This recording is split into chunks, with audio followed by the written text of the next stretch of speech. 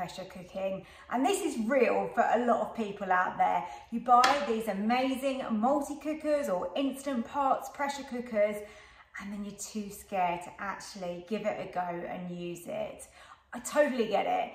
There's a lot of hot steam in there, and when that pressure releases, you've got to worry about that. You've got to worry about opening the lid. There's a lot of factors, but I'm here to assure you that it's absolutely fine. Anyone can do it, and it's actually really easy once you know how. So here are my top 5 tips of using your pressure cooker without fear. So number 1 is just going by the rule and understanding how much liquid you actually need. When I talk about liquid, that's water, stock, wine, tomato puree. It can be many things, but you do need 250 millilitres of actual liquid in the Ninja Foodi when you're using it on pressure cook.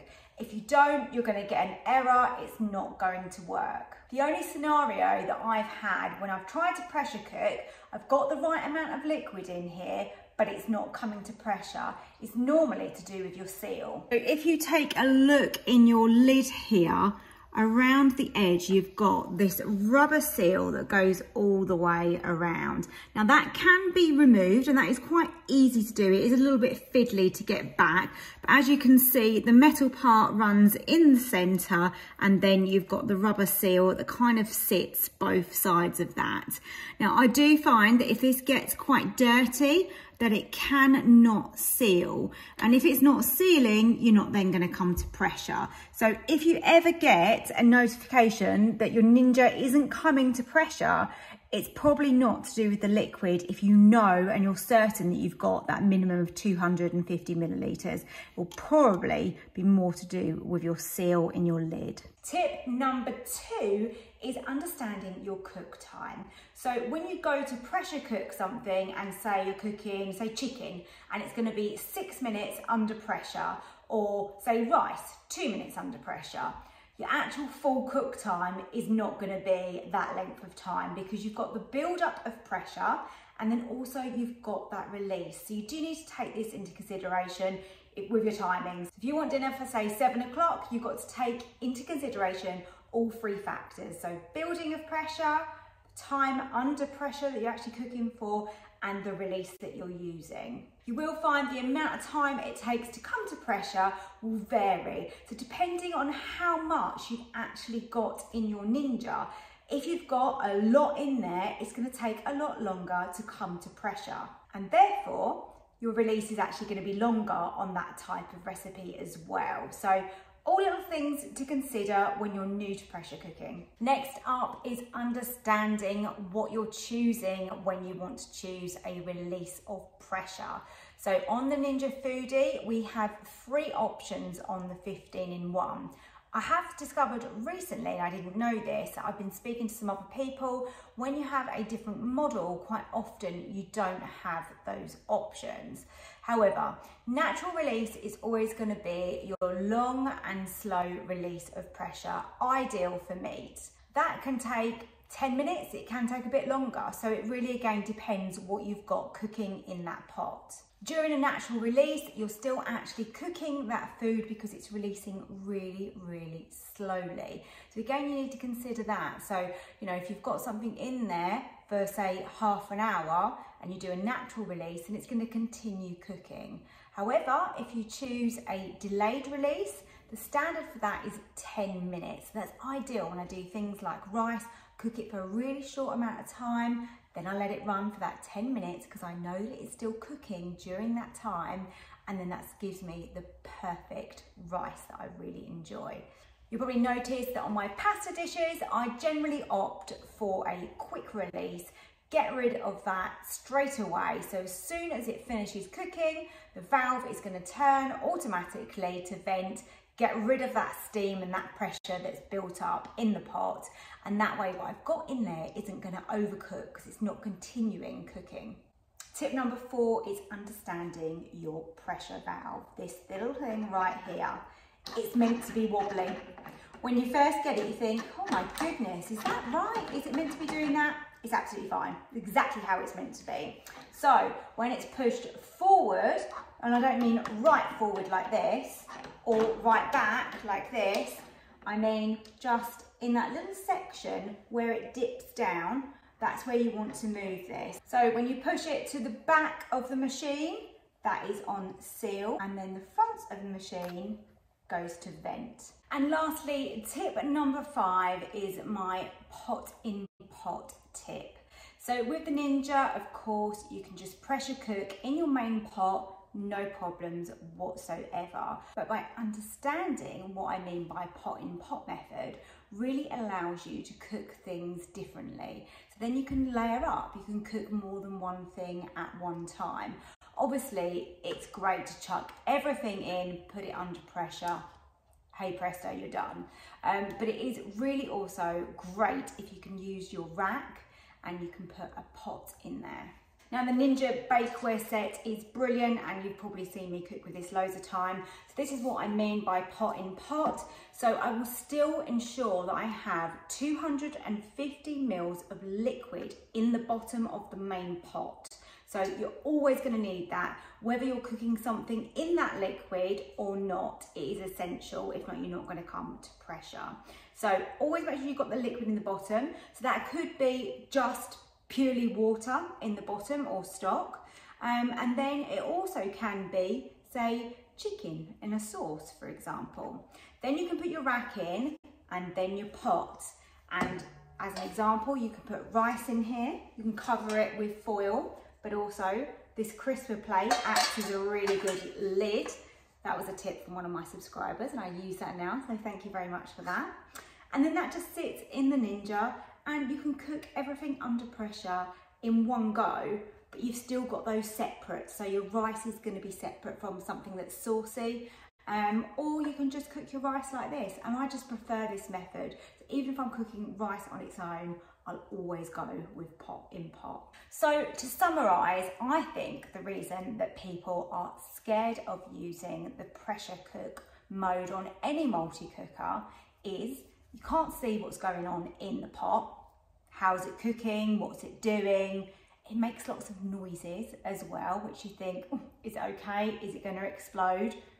I've never heard of that happening, never had that problem. As long as you follow the rules and you have the right amount of liquid in there, you're going to be okay.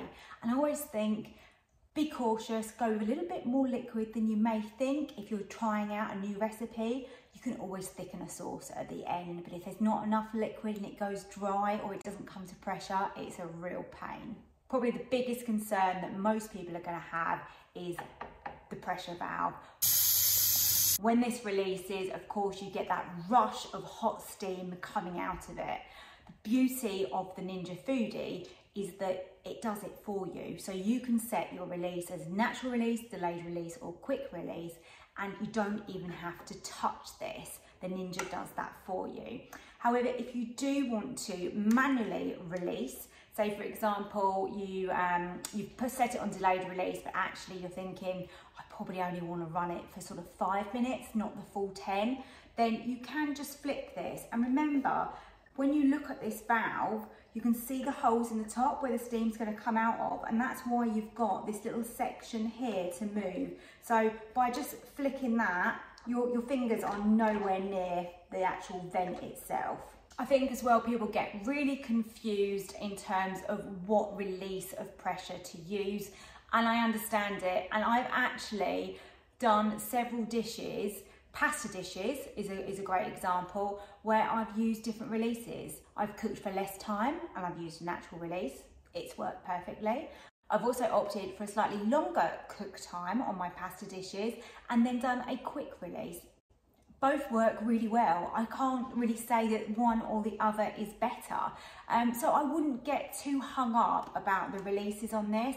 All I would say is I know that Ninja do recommend a natural release when you've got meat in there, but if that meat is submerged in liquid, it's not really going to dry out, is it? So again, I wouldn't worry too much unless you've got like a big joint in there, then I would go with a natural release for something like that. So lastly, I just want to cover safety concerns. Now, of course, please, This is a disclaimer, read your manuals, understand your machine. Obviously they're all going to be slightly different, whether you're watching this and you say you've got an Instant Pot or you've got a different pressure cooker model or maybe just a different Ninja Foodi model, they're all going to vary slightly, so please do read up. However, when this is releasing, you stay away from it. You don't go near it, you don't put your hand near it, you certainly don't put your face near it. Just let it do its thing. You know, it's a very clever smart machine. You really don't have to get involved.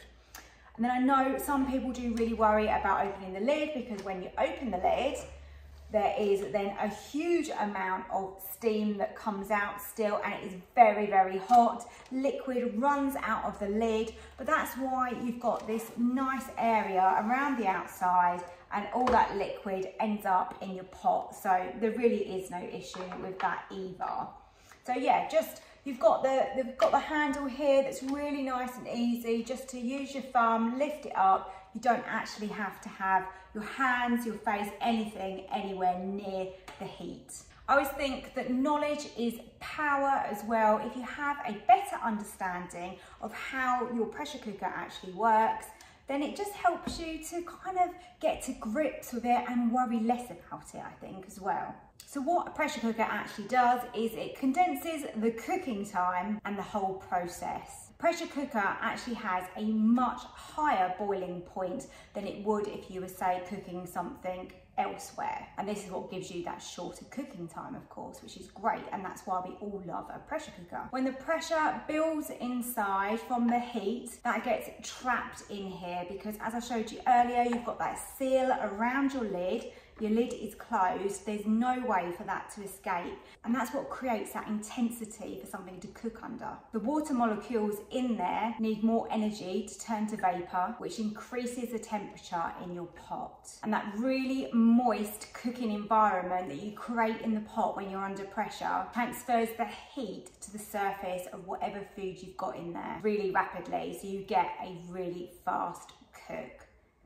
And it's ideal. So something that you would normally slow cook, you can do it in, you know, minutes rather than hours, basically, by putting the recipe under pressure. And I'm a huge fan of it. I would definitely say that pressure cooking was the thing that took me the longest to get to grips with.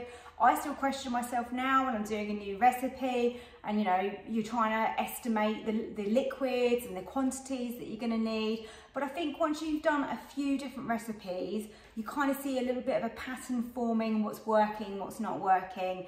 And then when you want to cook something different, you've got a better judgment on your timings. So I really hope that this video was of use to somebody, and that if you've bought a pressure cooker and maybe it's still sitting in the packaging, or you're just using it as an air fryer because you're just not sure about how to pressure cook and what to do, please give it a go. I'm sure it's going to work really well for you. You can ask me any questions below in the comments.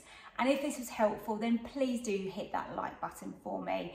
If you're new here and you haven't watched any of my videos before, then my name is Susanna, and I'd love it if you would subscribe to my channel for more content like this. Thanks for watching, and hopefully I'll see you on the next video.